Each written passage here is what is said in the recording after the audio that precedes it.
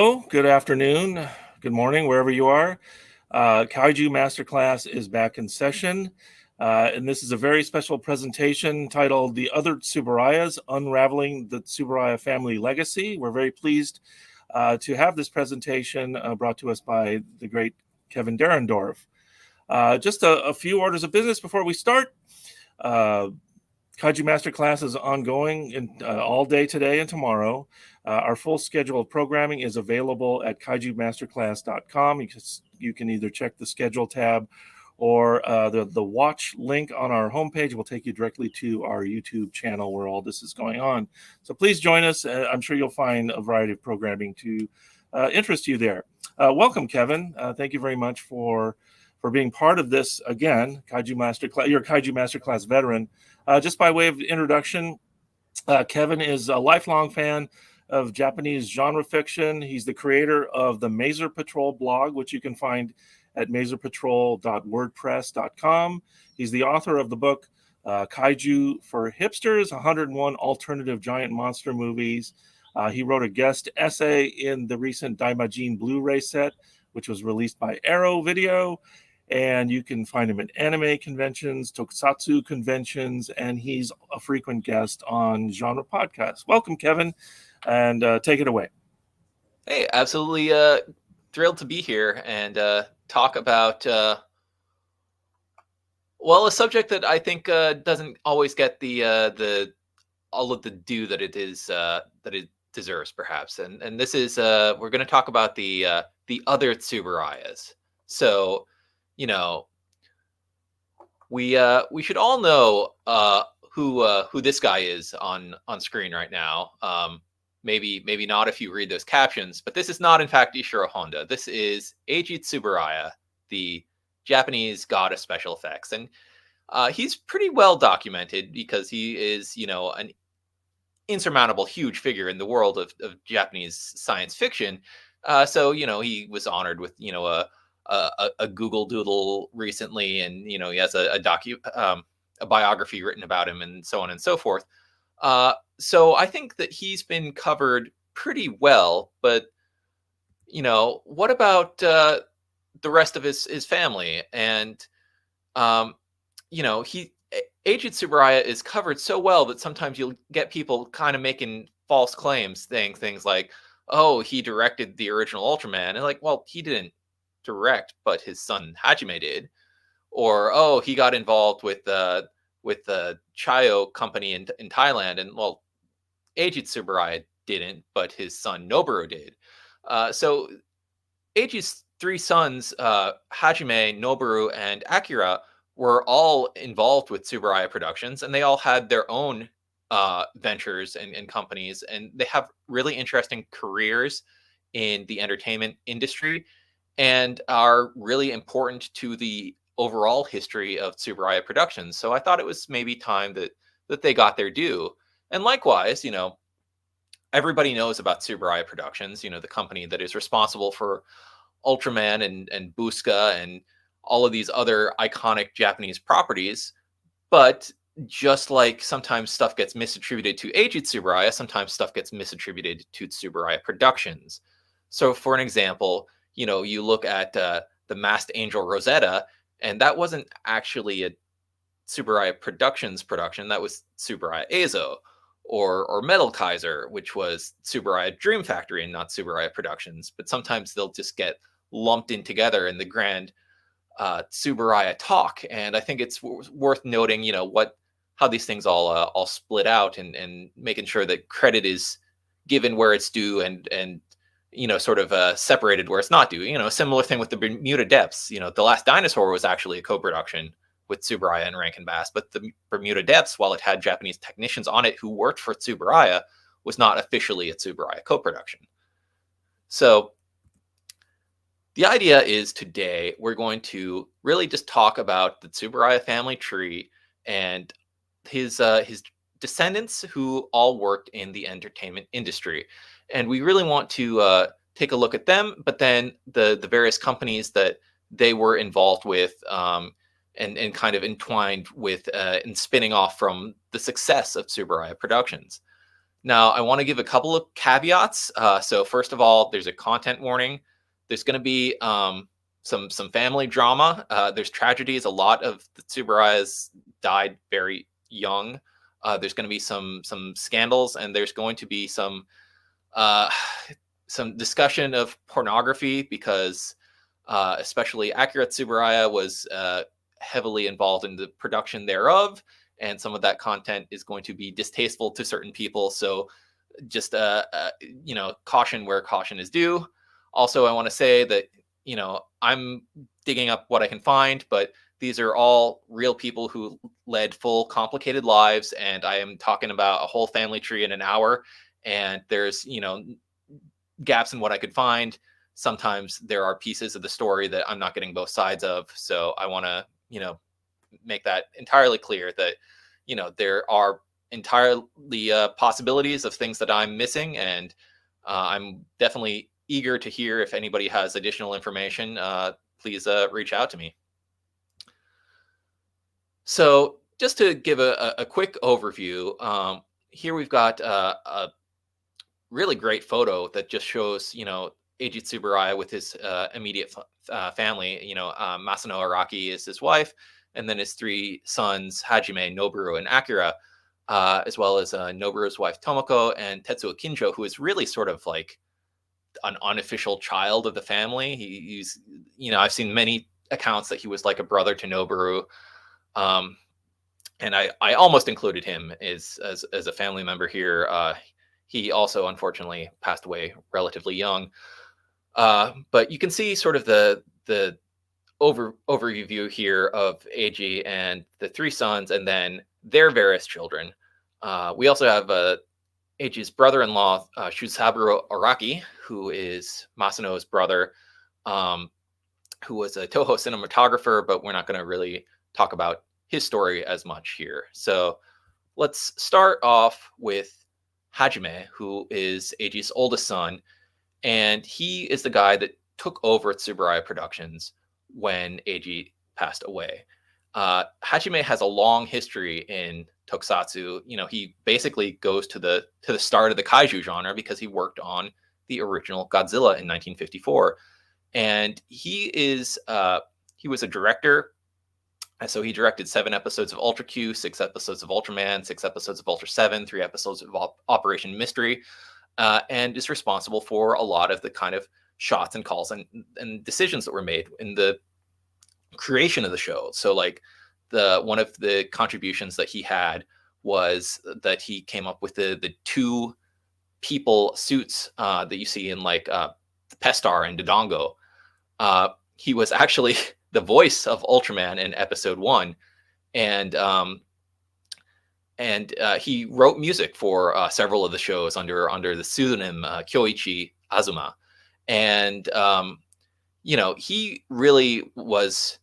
He took over Tsuburaya Productions in a very difficult time because after Eiji Tsuburaya's death, Toho was basically really muscling in hard on Tsuburaya Productions.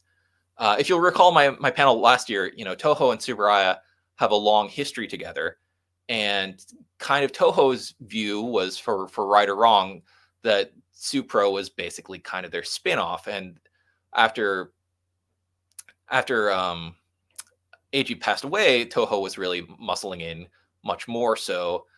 They bought 60% of the stock in 1969 and continued to have it as a subsidiary up until 1992. But Toho really slashed budgets and cut back on the staff, including Tetsuo Kinjo, and that put Tsuburaya Productions in a really tough place. So they started, making really cheap programs like Ultra Fight, and it was a stressful time for Hajime to be running the company, obviously. So part of the attempts to kind of get around that was Hajime was a founding member of a joint venture called Japan Modern Planning, which was between TBS in Japan and Senkosha. And it was convenient for Tsuburaya to dodge Toho's fees because Toho would charge Tsuburaya, even though they were a subsidiary, for the use of their equipment and their sets and stuff like this. And with this, Tsuburaya was able to avoid that for stuff like Ultraman Taro and Born Free and Triple Fighter. But Japan Modern Planning is best kind of known for the series of TV shows that they came out with for Senkosha in the 70s. So Silver Kamen and Iron King and Red Baron and Mock Baron, and a whole bunch of Tsuburaya Productions staff went on to work for them, including the CEO of the company was Tetsuya Kobayashi, who was a lighting tech for Tsuburaya. So it's very very intertwined there, and I thought that was interesting. And sometimes you'll see Iron King say, as from the creators of Ultraman, and then you can say, well, yes, but well, no, but well, yes. So that's a classic example of how these companies kind of twine together. So as I mentioned before, it was a really stressful time for Hajime to be running the company, and he, his blood pressure went way up, and his diabetes went out of control, and he got a divorce, and it was a nasty time. And he passed away in 1973, just 3 years after his father had passed away. So you see these images passed around online a lot of this funeral pyre that's done for slain Ultraman monsters, and it's usually presented as a cute quirky thing, and yes, it is a cute quirky thing, but really this moment when they held this funeral for all of these monsters, it was kind of very cathartic for the company, because they had lost their first and second president within 3 years of each other, and it was they just needed to get rid of some bad juju, and having this sort of ceremony where they lit all of these kaiju suits ablaze was really kind of, it served as a double purpose. It was a marketing stunt, obviously, for people that would see this and say, oh, that's cute, but it was also very moving for, I think, a lot of the people that were sort of in a bad place for the reasons that we just discussed. So after that really rough transition, Hajime pulled Tsuburaya out of the fire, and then the second president of the company was Noboru, who really led it for a very long time. Over 20 years, he was the third president of Tsuburaya Productions. And he has a long history. He went to elementary school with both Koichi Takano and Tetsuo Kinjo, and he went into TV right out of college, but he didn't go straight to Tsuburaya Productions. He went to actually Fuji TV, and he was working on the Osamu Tezuka animation, The Amazing Three, which ran right aside Ultra Q. But then, as Eiji's health was failing, he joined Tsuburaya Productions in 1968 and worked in sales mostly before getting into management and direction. And his sales background was really, I think, his major contribution there, because he was really dedicated to making merchandising of the products that Tsuburaya was producing, and expanding the global footprint. And that was his vision, was really expanding and ambitious there in terms of marketing opportunities. And we'll get into that in a little bit. He was also a lyricist. So he had 4 singles and 1 album as Noboru Tani. And he, much like Hajime, there's a lot of musical talent in this family. That's one of the things I found while going through the family tree. But when Noboru Tsuburaya passed away, he willed the company to his son Kazuo, and that caused a bit of tension, because Akira Tsuburaya, the third brother, was kind of seen as a potential heir also, and Kazuo did not have as much experience at the time, but we'll get to that.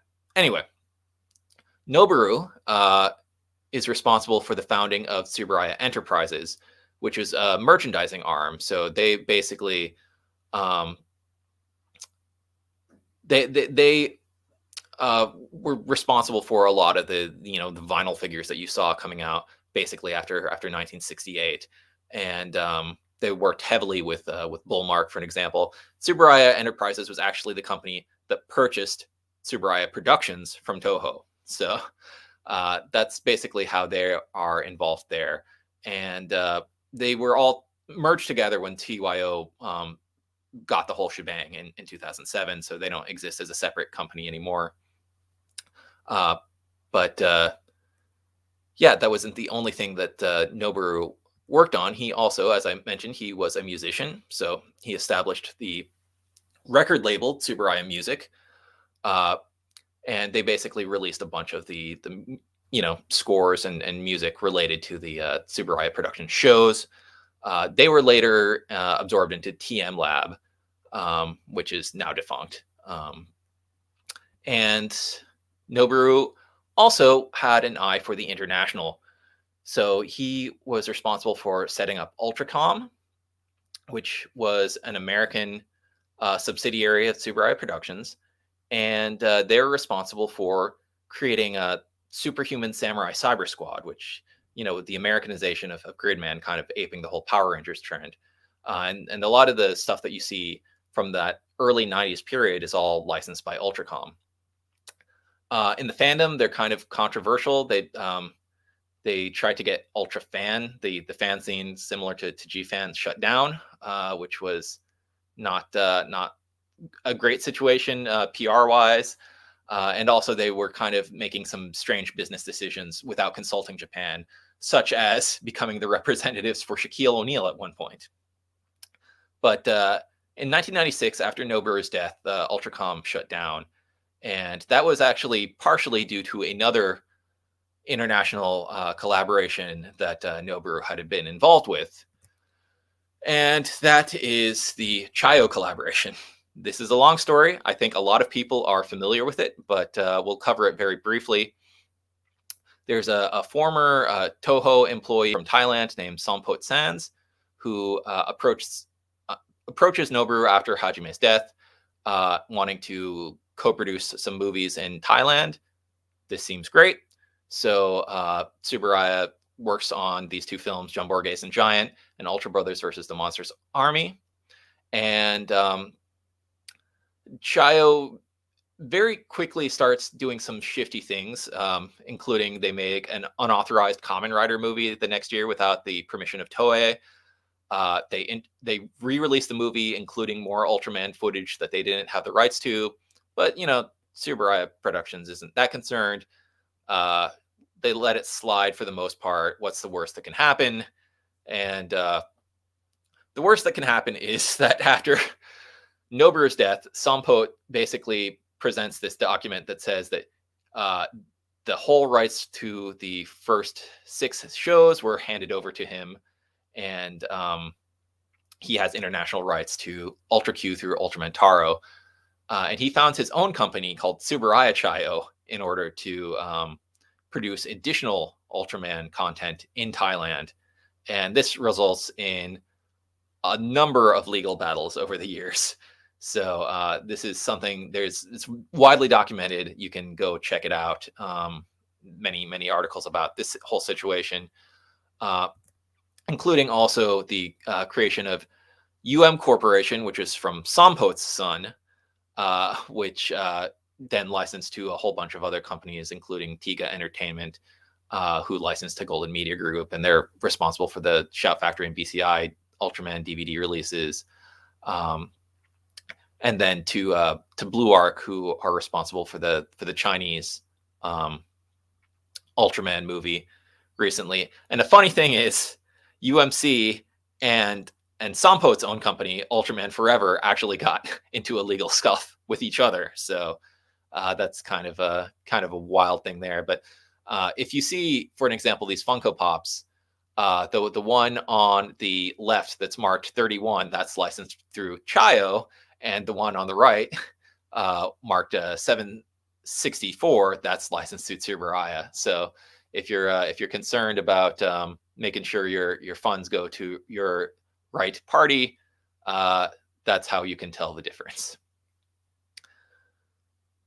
So that's Noboru and Hajime, but we also have Akira Tsuburaya, and he is a fascinating character, and that he's been around in Tsuburaya Productions for a very long time, and always kind of a little bit on the outs with the company and a lot of the rest of the family. Um, so he kind of has his own vision and his own speed of things. Um, so if you think about like Tsuburaya Productions' major output, um, the things that he was producing were like there's a direct-to-video movie called Gakidama that's a horror film, and that's what he was like his first major production at Tsuburaya Productions. Um, he got into a little bit of a tiff with Noboru when Noboru was on vacation in 1984. Akira made some um, business decisions about the franchise rights, and it caused some tension between the two of them. Um, there was even more tension after Noboru passed away because a lot of people thought, well, naturally Akira should take over the company, and other people thought that Noboru's son Kazuo should take over. So there was a little bit of a schism on that front. But anyway, Akira split off from Tsuburaya Productions in 1989, and he founded his own company, Tsuburaya Eizo, which he ran for several years, and we'll get into that company's output and history very shortly. But then he rejoined Tsuburaya Productions in 2002 as a vice president, so he was never actually president of the company. But then he left again in 2005 to work for Tsuburaya Dream Factory, which is his nephew Hideaki's company. So Tsuburaya Eizo is one of those interesting ones that you'll see very frequently. It gets conflated with Tsuburaya Productions, but it's a completely separate entity. And the conflation really kind of annoyed some of the people at Tsuburaya Productions, because Tsuburaya Productions had a very clean, family-friendly sort of vibe to it, and Tsuburaya Eizo did not. So we'll talk about some of their properties in a moment, but they were kind of boosted by the economic bumble and the home video market. So it was stuff that sort of older otaku could go and purchase these videos and go rent them, and it was oftentimes horror movies and sort of lurid material that would appeal to them, as well as some anime. But the two of them were intertwined in a few different ways, including that Tsuburaya Productions LA office originally belonged to Tsuburaya Eizo, which is maybe part of why Tsuburaya's LA office didn't wind up doing a whole lot of things for a long time. Tsuburaya Eizo didn't. The sales were not doing as hot as they wanted to in the 2000s, and then the company was sold to Artport, and then it was rebranded to Tsuburaya Entertainment.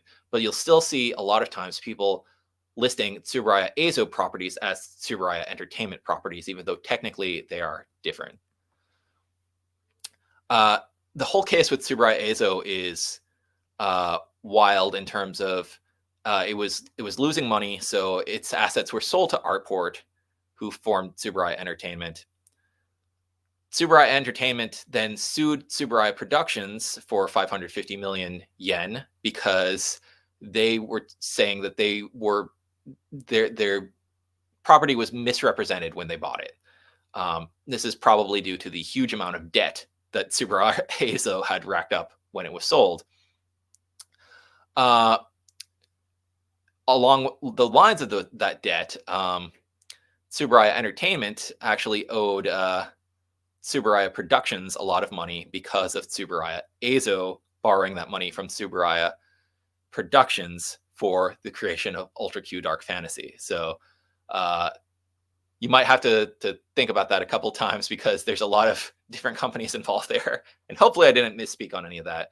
But yeah, Tsuburaya Eizo borrows money. They sell to Artport, gets rebranded as Tsuburaya Entertainment. Then that money is owed to Tsuburaya Productions. due to this, perhaps, Artport basically gets out of the whole business of making movies in 2010, and they really changed their focus to become more invested in real estate. Tsuburaya Entertainment's official website turns into a fan site, so it's also defunct. But it was an official website for a while, then it was a fan site, and now it's gone entirely.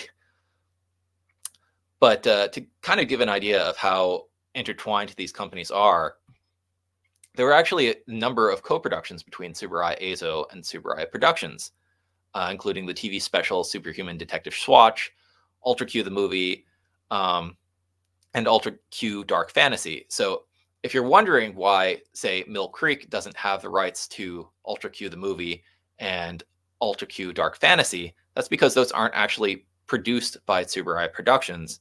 Those are Tsuburaya Eizo properties. Tsuburaya Eizo also worked quite a bit with Toho. So they worked on Godzilla Island and Mikadroid, and actually Starbose, which was the 100th birthday special property for Eiji Tsuburaya's birthday.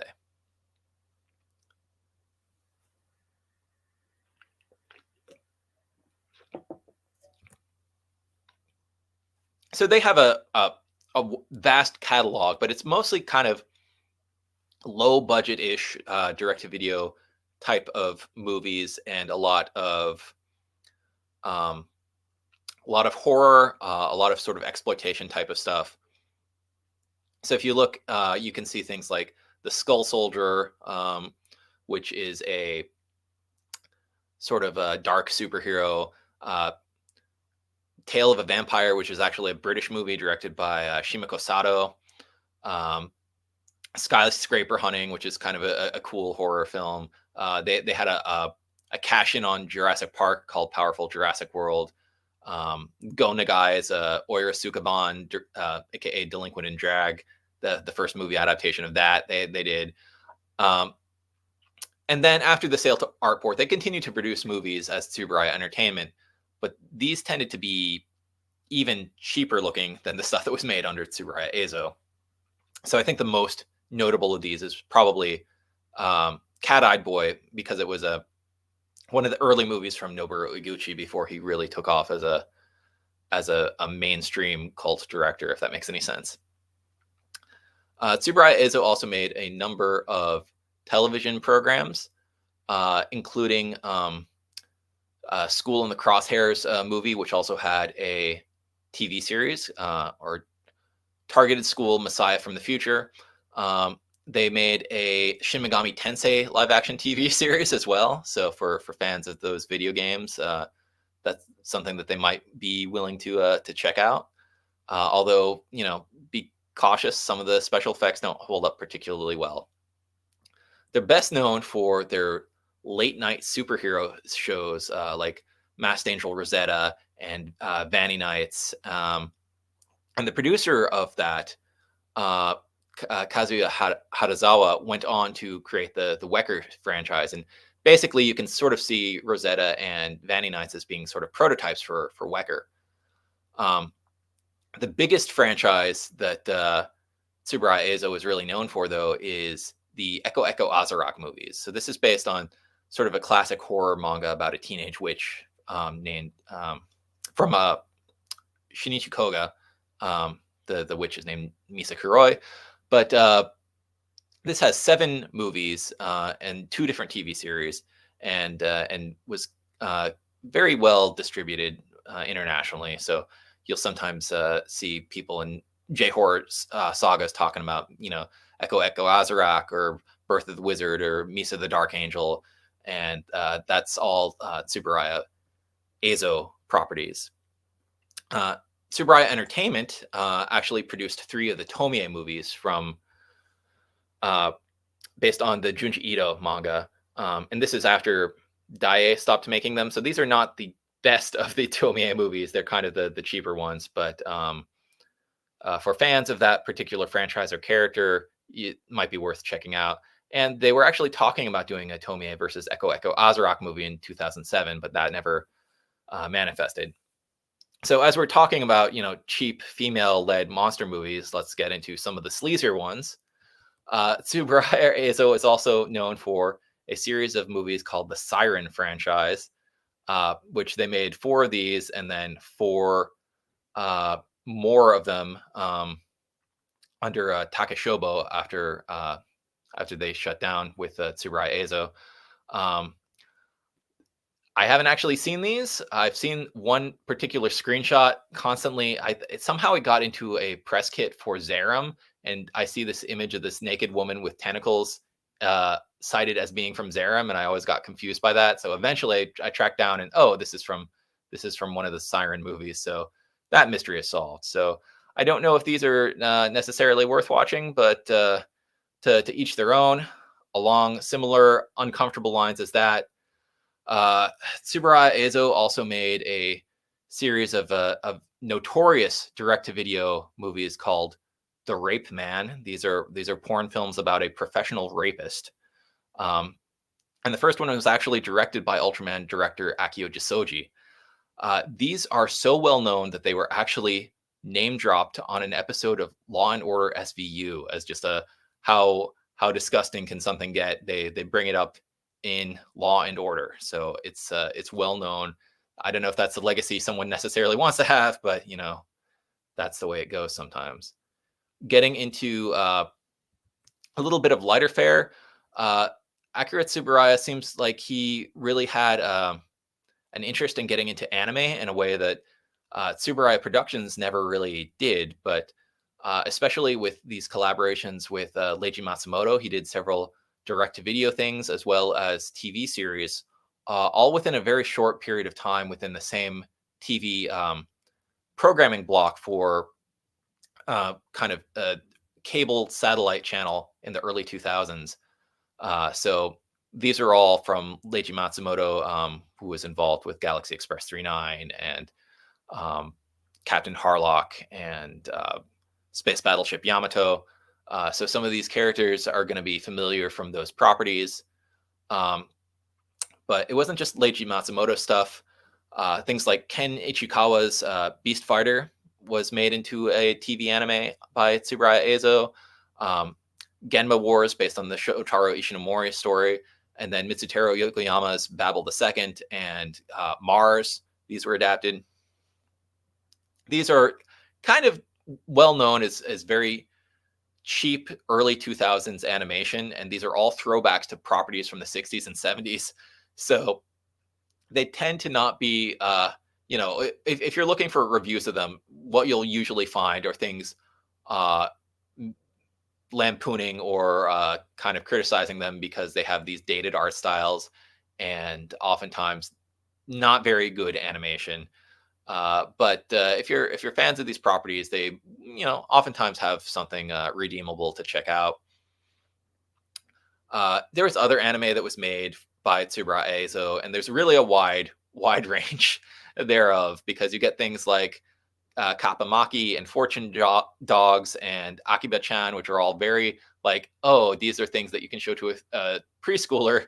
And then you have things like Phobia, which is tentacle hentai, which is not remotely okay to show to any children. So exercise caution there.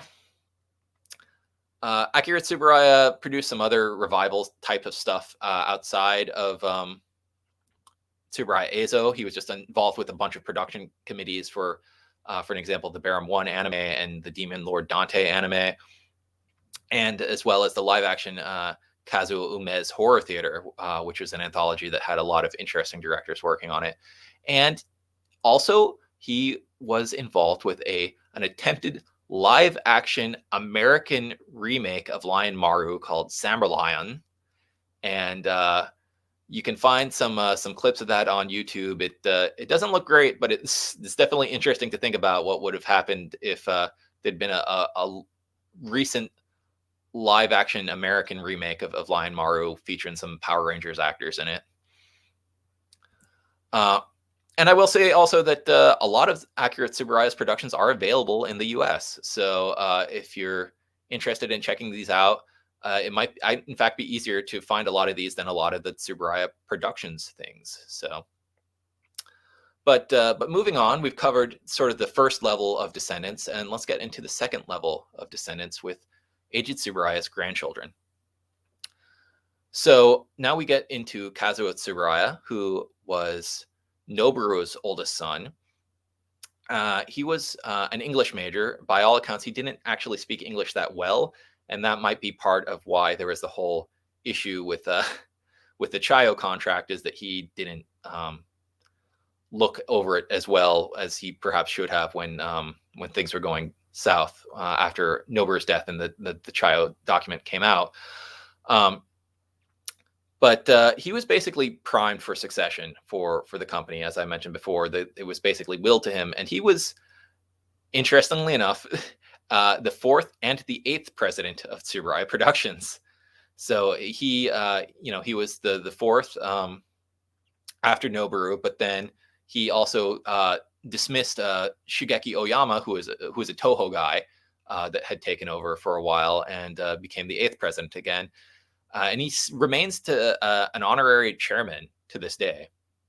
And his whole opus is the Heisei Ultraman run. So he really oversaw all of that. And he's really seems like a hardcore fan. Apparently he had a parody of the Ultra Oaths as part of his wedding ceremony. And his one spin-off company that I was able to find is the Tsuburaya Theater Company, which had two different plays. One of them is Silver Boy, which was named after a song written by Noboru, and then Jawato, which took place in Osaka in the 60s and has a cameo from the Science Patrol. But a whole bunch of Tsuburaya Productions actors wind up showing up in these plays. I'm curious if this is completely defunct or if they have recordings of any of their shows. It seems like 2004 and 2006 were when they were most active. And I haven't been able to find anything more recent out of the Tsuburaya Theater Company. So then the fifth president of Tsuburaya Productions is Masahiro Tsuburaya. He had a sort of brief run from 2003 to 2004.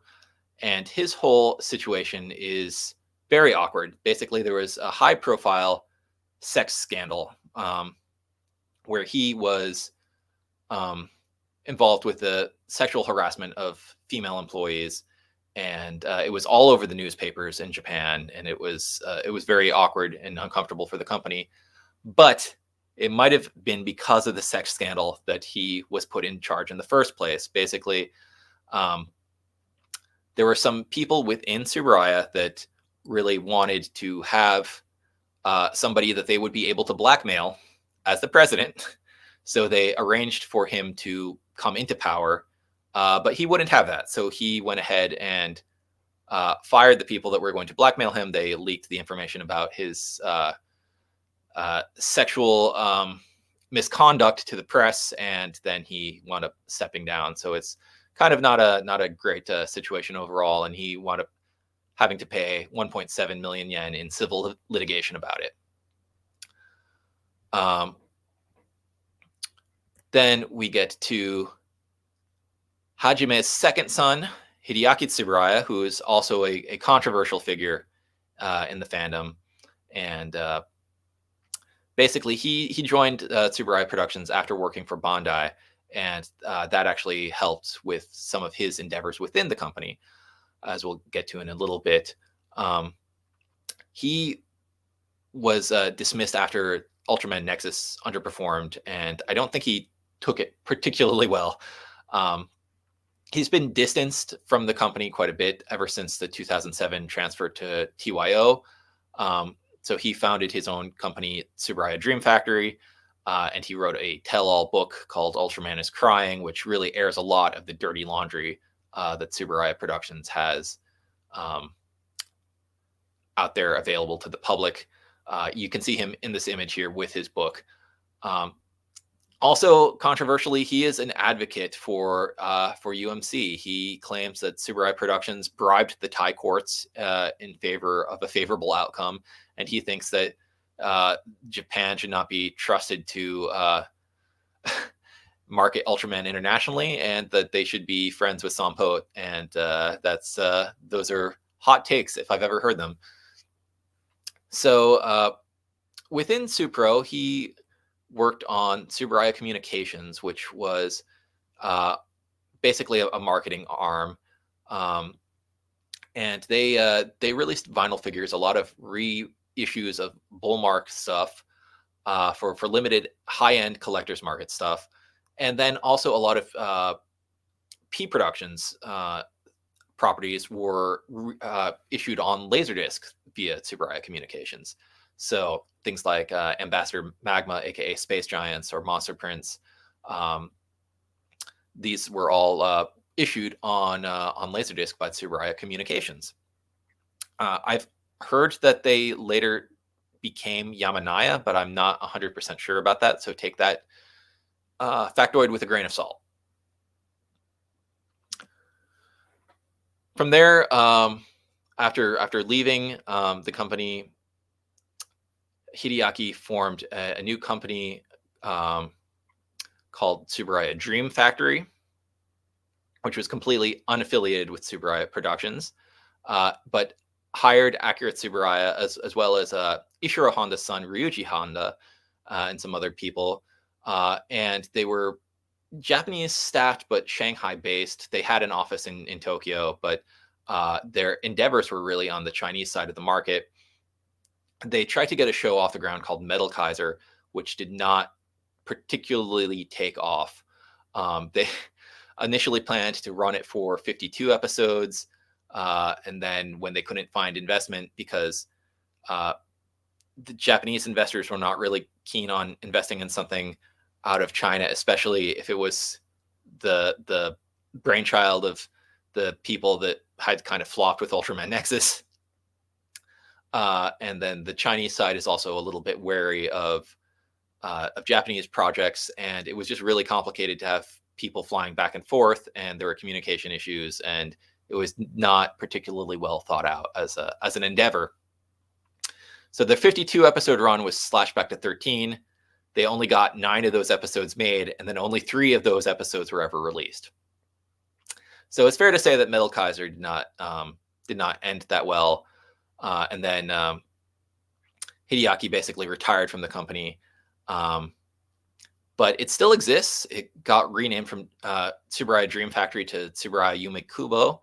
But it has an active blog that's mostly pictures of food and cats. I'm a little confused as to why. It seems like it's kind of turned into a personal blog at this point.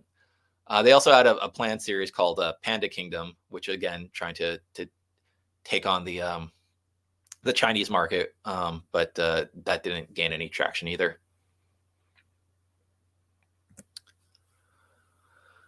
Hajime's third son is Hiroshi Tsuburaya, and he was an actor. He's best known for playing the lead in Space Sheriff Scheider. He appeared in a whole bunch of other things, including Ultraman Dyna, the Tsuburaya Ezo Project Skyscraper Hunting that we mentioned earlier, as well as a couple of other Ultraman projects. He actually played the role of Susumu Kurobe in The Man Who Made Ultraman, and he played Hajime in Ultraman Tiga in the time traveling episode towards the end. But he retired in 2000 due to his poor liver health, and he passed away in 2000, unfortunately.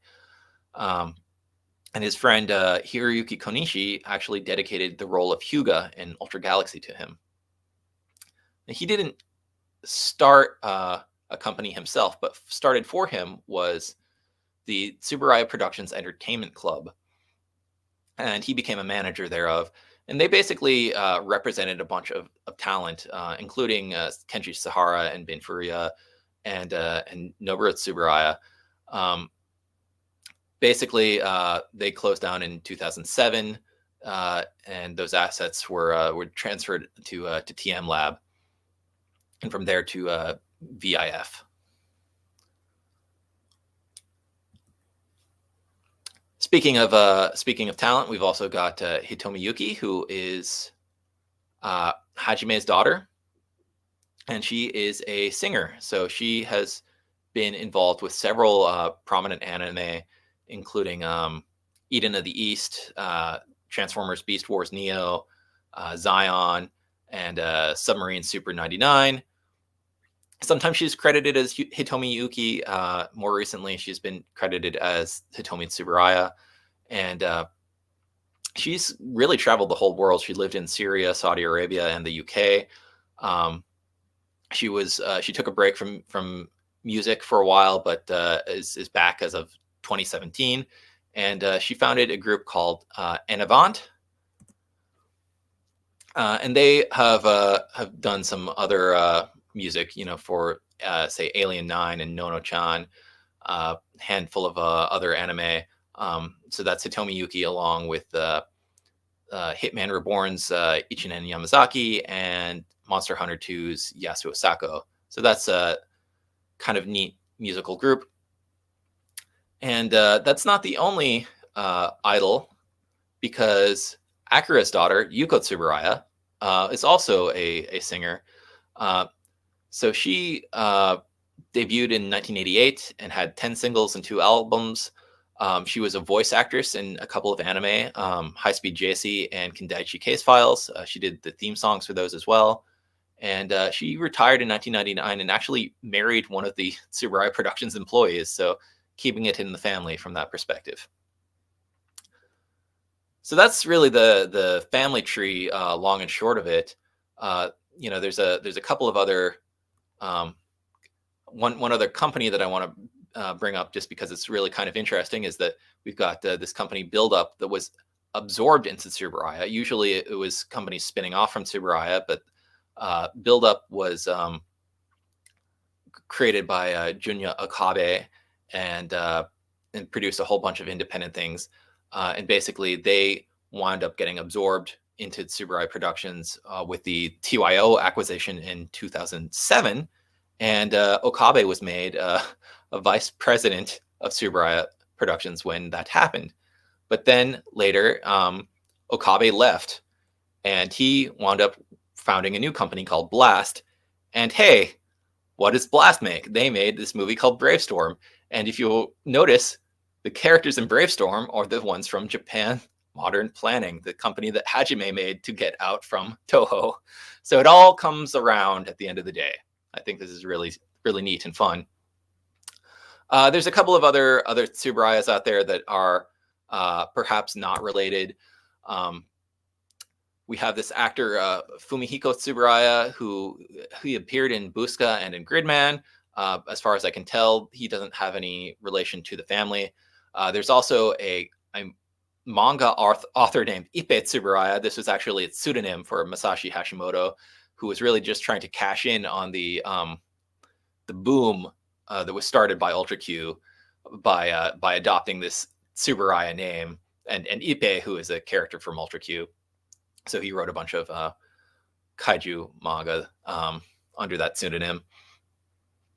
Now, of course, there are a whole ton of other companies and different complications that are involved with the Ultraman brand, and we could go on for quite a while to talk about all of the different intertwined rights issues and debates and scandals, but that's kind of not so much involved with the Tsuburaya family directly. So I figure we can leave off there and save those topics for another day. I want to give a special thanks to Brad Warner of Hardcore Zen and Mike Dent from Vintage Engine for just letting me run my slides by them and getting some interesting tidbits from them along the way. And thank you all for watching the presentation.